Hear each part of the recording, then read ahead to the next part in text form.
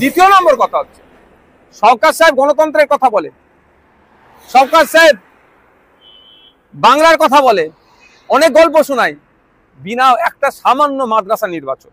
ভাঙড়ে নাকি আইএসএফ শেষ হয়ে গেছে, ভাঙড়ে নাকি আইএসএফ নাই, তাহলে একটা শওকত সাহেবরা তো পারতো, সুযোগ ছিল অভিভাবকগুলোকে অভিভাবক নির্বাচনে অংশগ্রহণ করা, যে আইএসএফ কটা অভিভাবকদের ভোট পাই বা তৃণমূল কটা ভোট পাই, এটাও তারা চেক করতে পারতো। যদি আইএসএফ শেষই হয়ে যেত তাহলে আমাদেরকে ডিস্টার্ব করতো না। আমাদের কর্মীরা আঘাত পেয়েছে, আমাদের কর্মীরা হসপিটালাইজ আছে, ট্রিটমেন্ট করতে নিয়ে গেছে ব্যাপকভাবে, যেমন মহিলারাও আমাদের বাদ যায় না, কিন্তু এর জবাব আমরা দেবো, এটা আমরা ছাড়বো না গণতান্ত্রিক প্রক্রিয়াতে। আমরা প্রশাসন আজকে যে আচরণ করেছে, তাহলে আগামী দিনে প্রশাসনের কতটা ভরসা সাধারণ মানুষ করবে, প্রশ্ন থেকে যাচ্ছে।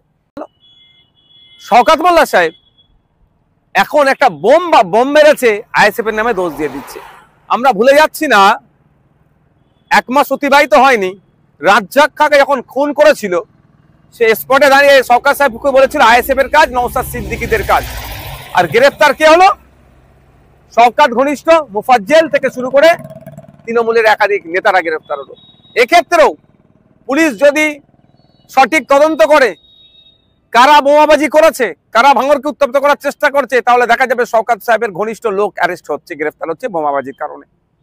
শওকত সাহেব দ্বারা যখন গণতন্ত্র আক্রান্ত বিপন্ন, সেই সময় শওকত সাহেব দেখছেন একটা বোমাবাজি করিয়ে দিয়ে আইএসএফ এর নামে দোষটা চাপিয়ে দেবো। বাংলার মানুষও বুঝতে পারছে, ভাঙড়ের মানুষও বুঝতে পারছে ভাঙড়ে কে অশান্তি করছে এবং নটোরিয়াস ক্রিমিনাল সার্টিফিকেট কার আছে আর কে বোমবাদিস, এই সার্টিফিকেট মমতা ব্যানার্জি দিয়েছে।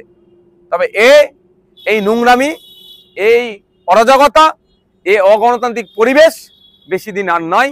এটা শুধু ভাঙড় থেকে নয়, বাংলা থেকে আমরা নির্মূল করব।